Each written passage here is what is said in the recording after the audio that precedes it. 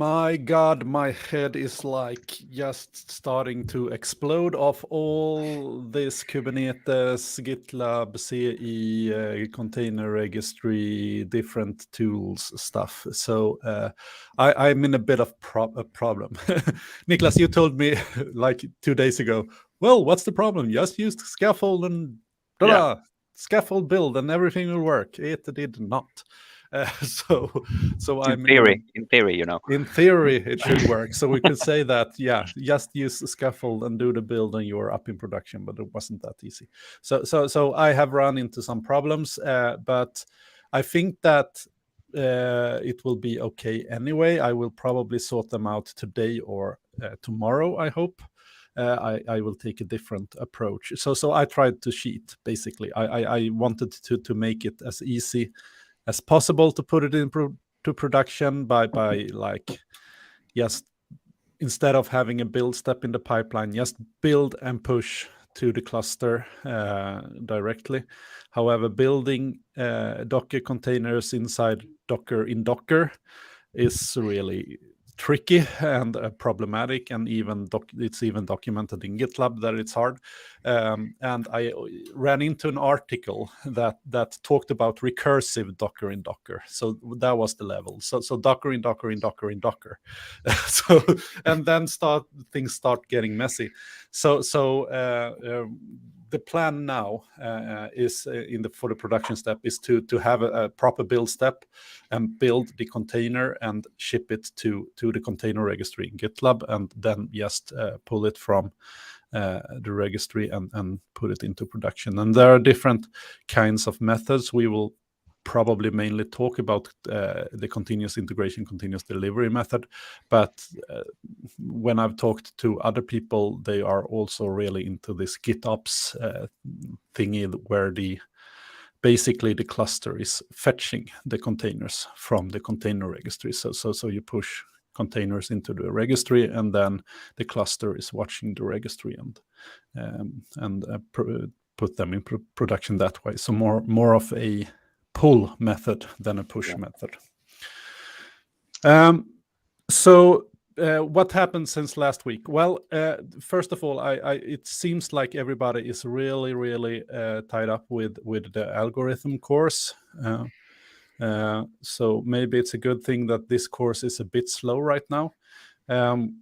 But we added, don't miss out, we added this one, the demo about Minikube, scaffold, and Kubernetes, and how to basically convert the application and work with a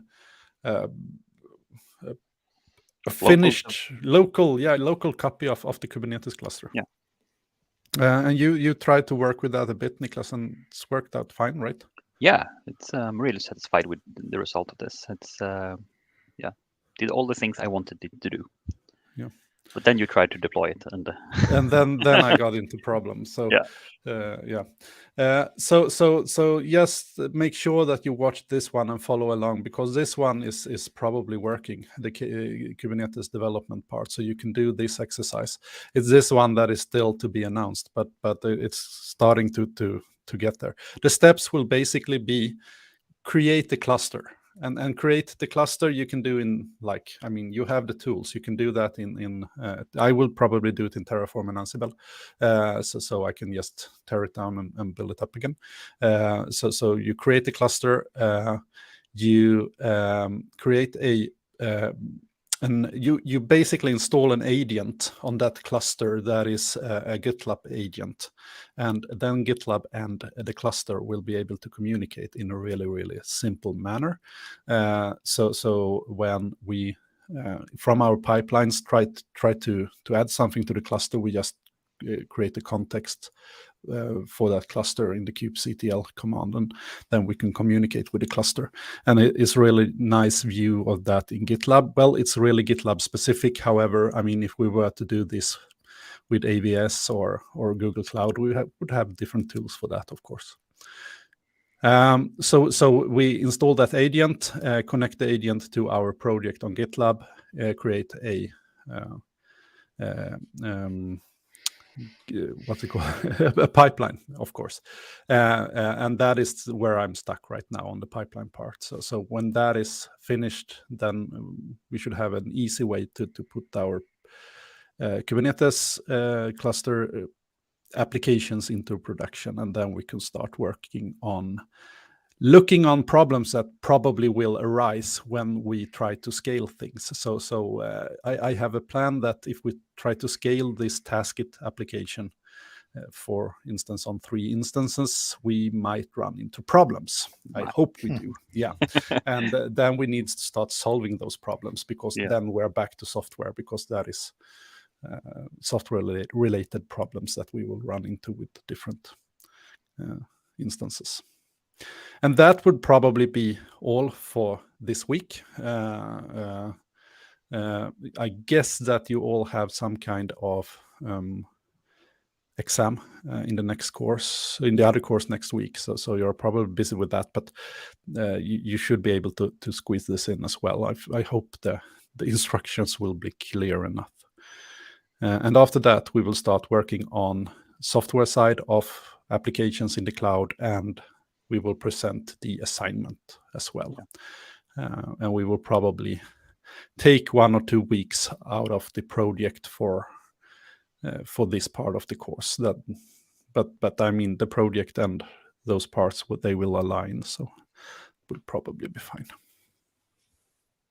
Yeah, that was a long statement there, but that's basically how we are. Anything else? Today we some kind of what do you call it? Tutoring session. Yeah. At 1:15, I think. We will do that in 1:15 in Zoom. So after or do we use Slack?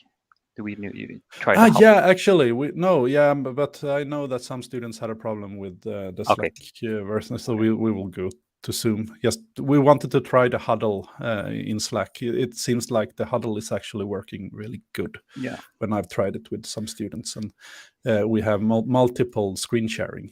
That is really nice that we don't have in Zoom. But I will post a link in Zoom, and you can all,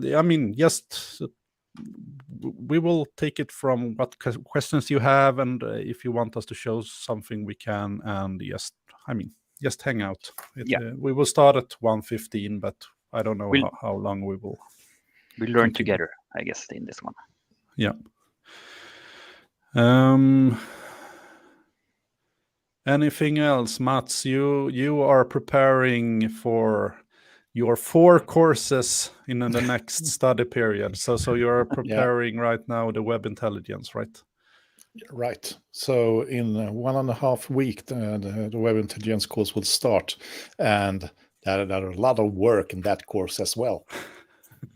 I thought that a lot of exams. I think there are 4 okay. exams and 1 project for during 10 weeks. So it's quite heavy workload. And I hope that, okay, good. Now the web intelligence course is in parallel with this one, so then everybody will have time for this course. But you say the opposite. 20 hours a week. But I must say that I haven't heard students in the years before complaining about the workload in that course. So no, I think it's pretty well balanced. Yeah. Okay, so you've added stuff, of course. No. No need to do that. Okay. Yeah. But it's that course was designed to go over 11 weeks, but now it's just 10 weeks, but the workload is the same. Okay. Yeah. That's that's how it is. But I think it will align pretty well with the assignment and the project in this course. We haven't set a deadline for the assignment yet. We need to create the assignment and release it first of all. But it will probably be there has been a lot of focus on right now. It's been a lot of focus on Docker and Kubernetes, but that is basically just the foundation for what we should be able to do in this part of the course, and that is to actually look at software and different patterns for working in applications that could have different instances. And so we will try to direct the assignment against software architecture more than Kubernetes and Docker. However, I think that probably one part in the practical assignment will be to kind of have a cluster, set up a cluster, and to be able to put the software into production. That will probably be a part as well. Well, I have 8 terminal windows and 6 pipeline windows up on my screen right now, and they are taking the focus for me to just go on and see if I can solve this. So does anyone else have any comments? Otherwise we could cut it short today. Nope. Okay, then that's it. Have a nice one, and see you this afternoon and the next week. So bye. Bye.